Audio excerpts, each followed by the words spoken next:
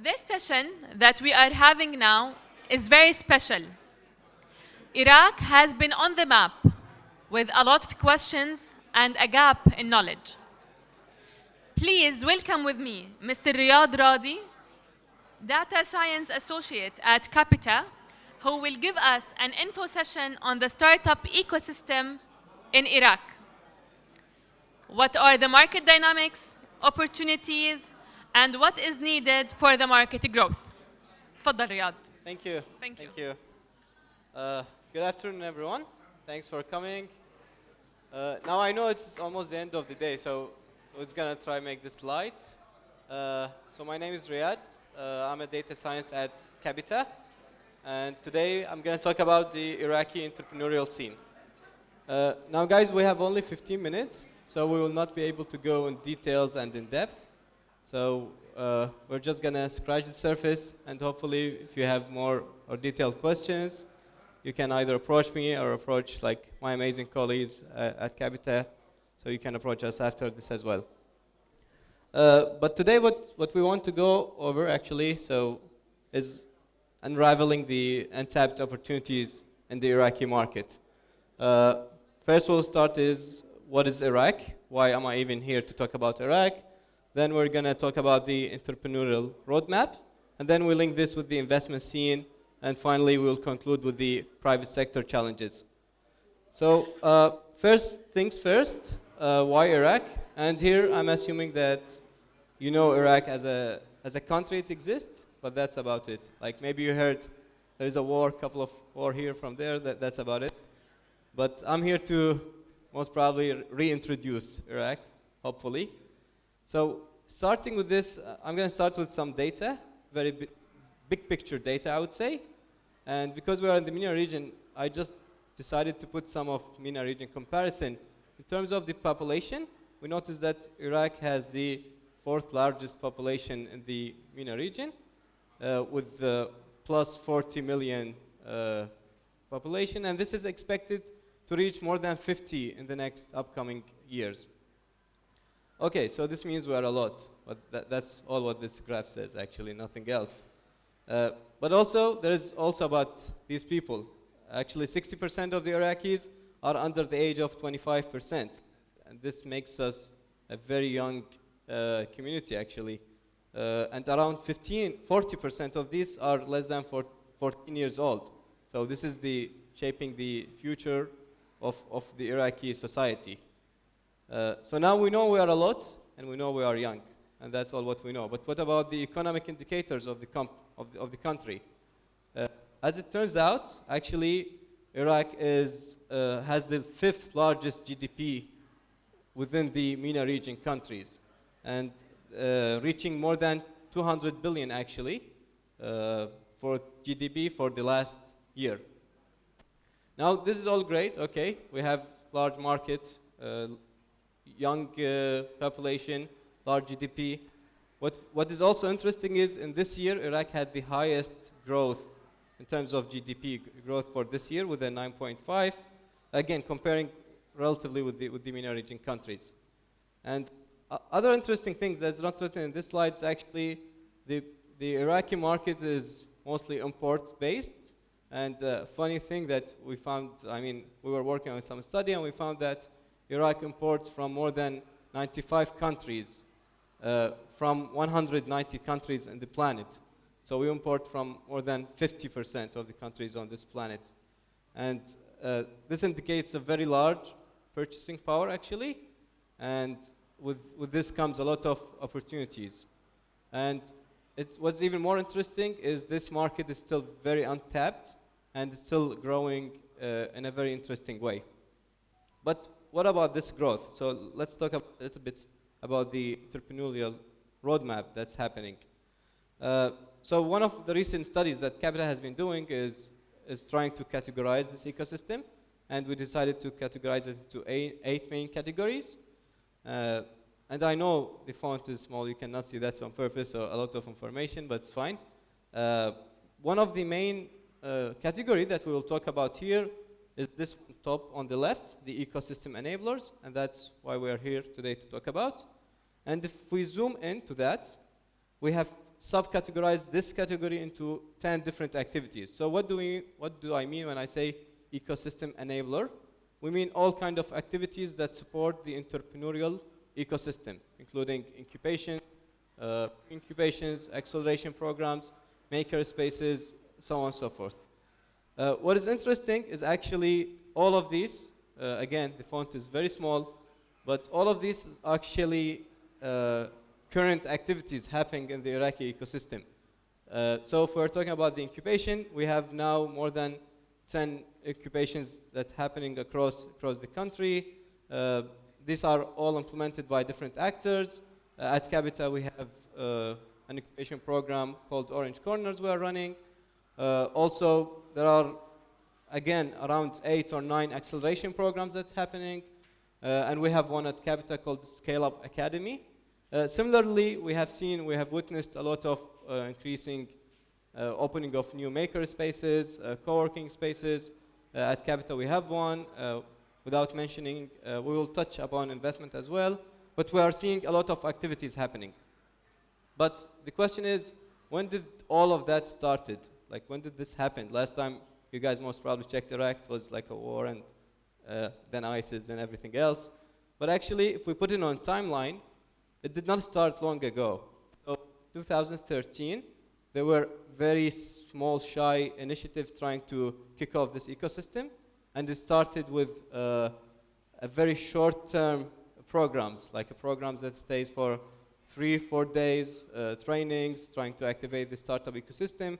But then the ecosystem players and the enablers start realizing that we need much larger and long-term programs. And that's what started happening actually in the last few years. If you notice the last 3 years here, we can see so much more activities that's happening. Even we have a lot of new investment firms start coming in, new visas opening, a lot of new incubation programs, and so on and so forth. So, okay, now we know that Iraq has a large population. They have the money. We are importing a lot of things, and there is ecosystem happening. But what is this high supply? Do we have the demand? Is there Iraqis starting to open startups? And I just wanted to give you an example. So this is the data from our incubation. And when we open cohorts, how many people are applying as a early stage startup. So during the last 5 cohorts, we've received more than 1,700 applicants to our incubatees. And don't forget, KAPITA is not the only place that is doing incubation. So this is one incubation program out of, let's say, 12, 13 happening at the same time. So we can multiply the numbers and we can know like the high demand that's happening in the market. But what are these people trying to solve, like this large amount of startups? And in a recent study that we have done as well, we found out that, okay, the top reason is to be self-employed, understood. But the second top point is to actually solve new problems. And we have a lot of this in Iraq. I mean, I don't need to say it. And the third one was actually improving a current service. So it's interesting because these startups, they are coming very young and they are applying to a lot of incubation. They have all these ideas to solve new problems and to improve old problems. Now, okay, we have the supply, we have the demand, but do we have the big elephant in the room? Do we have the access to finance?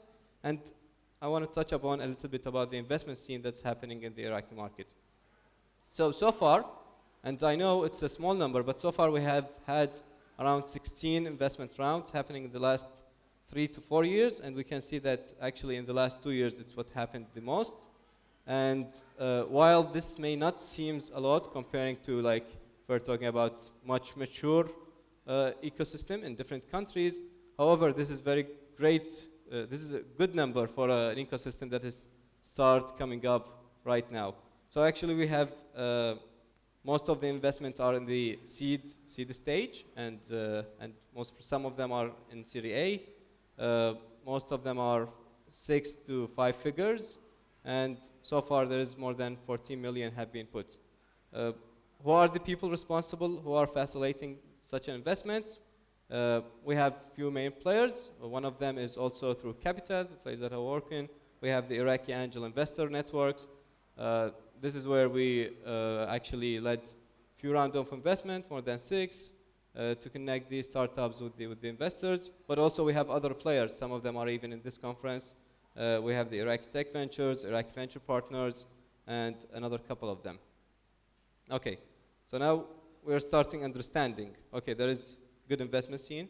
There is the demand, there is the startups, but I'm sure there is a lot of challenges as well.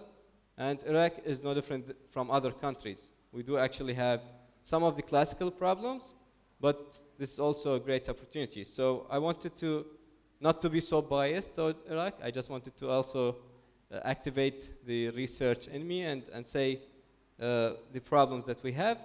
So we still have problem of limited access to finance. Yes, we have some VCs are opening, we have the angel investors, but we still have way road to go actually.